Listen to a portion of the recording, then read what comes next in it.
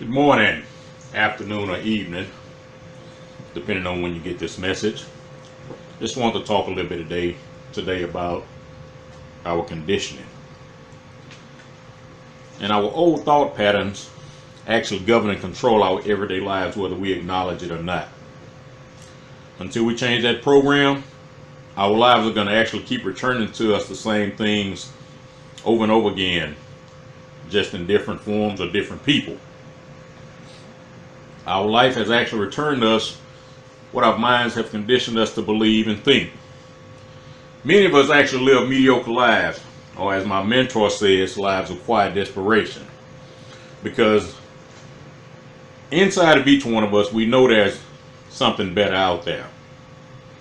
We either don't know how to go about achieving it, or we don't recognize it when we see it, or we just don't have the desire to do anything about it. So we keep repeating that same daily cycle of a settle for existence because of our ignorance. We have ignorance toward new programming. We have ignorance toward different ideas. We have ignorance toward the non-traditional way of thinking and living. And once we keep repeating the same process, we go ahead and mold our lives for mediocrity. Mediocrity means, this is not the dictionary definition, this is my definition, that in essence, we're not doing the worst, but it also means we're not doing our best either. Is it fair and reasonable to our loved ones for us to give substandard efforts in our life pursuits? Is that the example we want to set for our kids? If you're a man, not a male, is that the example you want to show your wife? Society conditioned our parents. And I think I'll title this one, Air Out Your Conditioning. Society conditioned our parents, who turned around and conditioned us. Then our parents actually turned us over to the same society that conditioned them by sending us to school. Unfortunately, society has conditioned the great majority of us for a long time in life of mediocrity. And then they put entertainers and athletes in front of us to show us a life we would never achieve in order to create a spirit within us of envy and jealousy and coveting. And for many of us in society, the older we become, the less motivation there is to grow and improve our lives. Our self-esteem, our finances, and our self-image.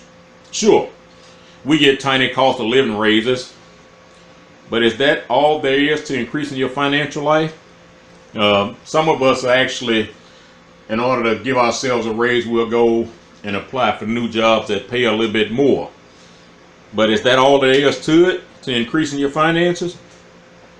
We look at missed opportunities, and then we justify our lack of motivation by telling self that we are too old, too young, too black, too white, too fat, too skinny, or too whatever excuse we want to make to better our situation. We've been so conditioned in our lives that we argue over skin color, which is conditioning. We all argue over political parties, which is conditioning. We say that we are not young anymore because of our conditioning. We say we are too tired to do anything once we get off work that could help better our situation because of conditioning.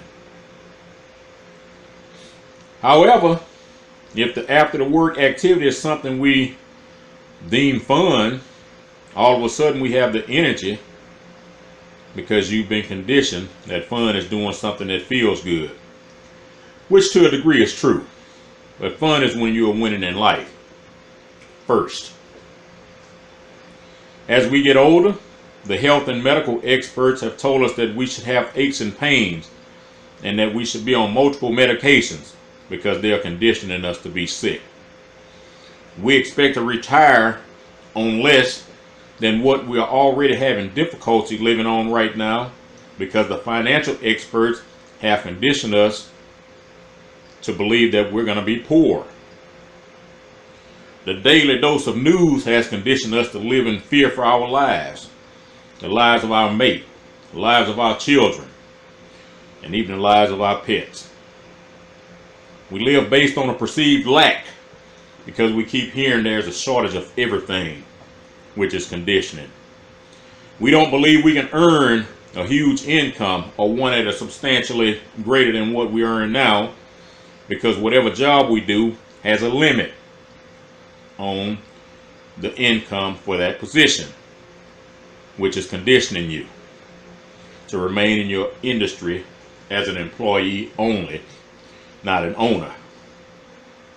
We don't see in our lives, our kids' lives, or even our grandkids' lives, any aspect of achieving a lifestyle where we create a degree of wealth because of our poor and poverty conditioning. We no longer believe in the ability we had as kids because we've been conditioned to get rid of individual thought process and submit to every whim of the greater good or group. I mean, just think about when somebody asks you when you were a kid what you wanted to be when you grew up. You had a lot of ideas in your head.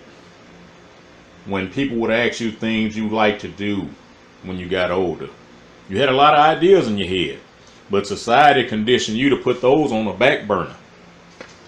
Who determines the greater good for your family other than you? I mean, that's something to think about.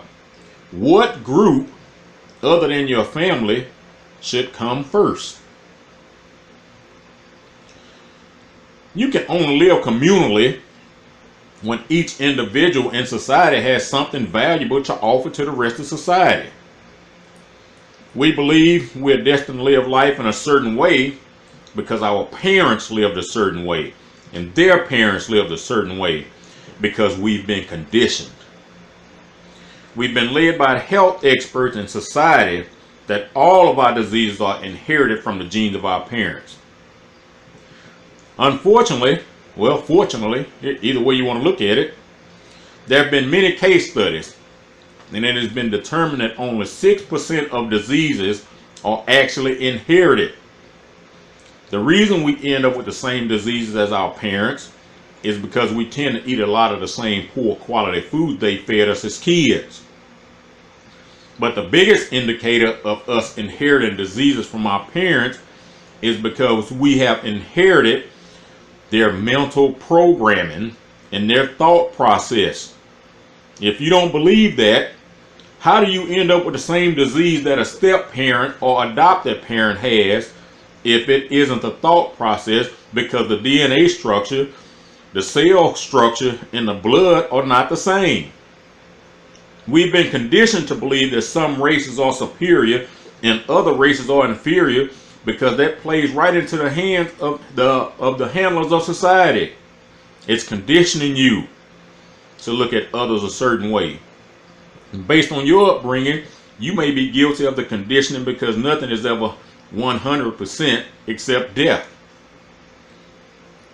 We choose friends many times based on our weaknesses because we've been conditioned to feel that in order to feel better about ourselves, we must surround ourselves with someone we deem less than us.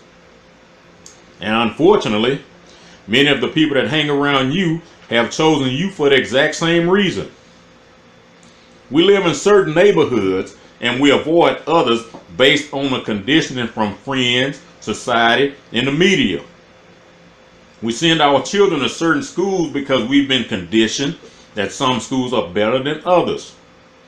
We eat the wrong foods, even those listed as healthy, because we've been conditioned that these foods are healthier for us. You got to do your own research and find out what's actually healthy for you. I remember years ago I actually did a DNA test to find out how to eat for my body structure. So it's available. The technology is available to do that. How many reports have come out saying that what was once perceived as healthy is actually detrimental to our health? I'm talking about the food there.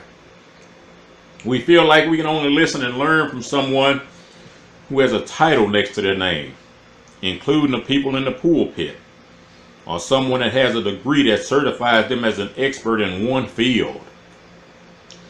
My mentor says a degree only proves that you have the capacity to learn something. That's it. And so we need to get out of that mindset. We feel that people without degrees are not worthy of our respect because society has conditioned us to value certain classes of people. We tend to place importance on people with titles because we've been conditioned to, even if those same people are immoral and corrupt, because society says we should honor them because of that one accomplishment. And I'm not putting down accomplishment. I'm not doing that at all. I don't want you to mistake that. But I'm just talking about how we condition to look at people.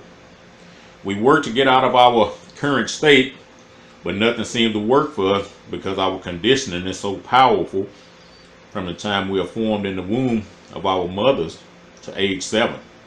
And that's why we continue to struggle in many areas of our lives.